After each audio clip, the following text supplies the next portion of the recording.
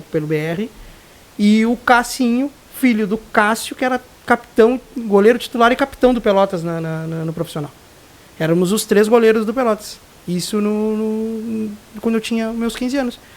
E ali, cara, eu aprendi muita coisa. Eu aprendi muita coisa com o professor Josué, com o Felipe Miller, o Felipe Miller é ex-jogador profissional do Pelotas, irmão do André Miller, repórter, radialista.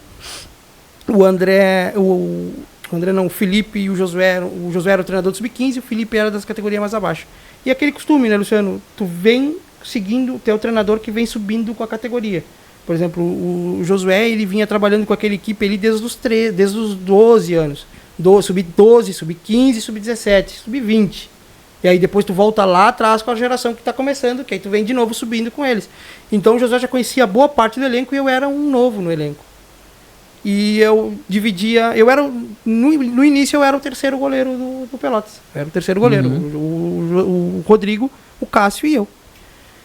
E nos treinos eu fui treinando, me destacando e voltando um pouquinho, cara, é outro mundo. Porque tu chega lá, tu tem enquanto o pessoal do time tá fazendo físico, correndo em volta do campo, fazendo aquela parte física, sim, os goleiros estão fazendo treinamento específico.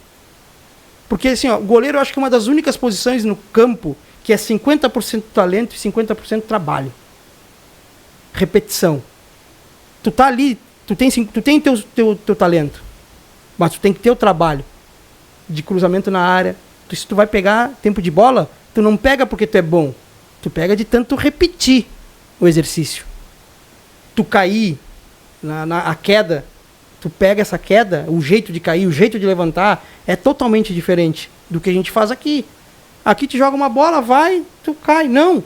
Lá isso se ensina, não. Tu vai cair primeiramente com o teu joelho, vai chegar perto do joelho, cair de lado, cai para a direita, cai para a esquerda, cruzamento na área, tu vai entender como é que é o jogo, tu vai entender como é que é o futebol.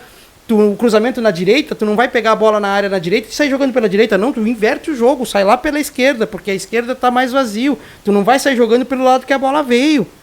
Cara, e aí, para um guri de 15 anos, de 13, 14 anos, que saiu de Santa Vitória, que não tinha nada disso, que só te colocavam no gol, faziam um treino, um rachão, colete contra sem colete, e dependendo do time que tu ficava, se o teu time de colete ficasse mais forte que o sem colete, tu passava 1 hora do treino parado embaixo das traves olhando o jogo.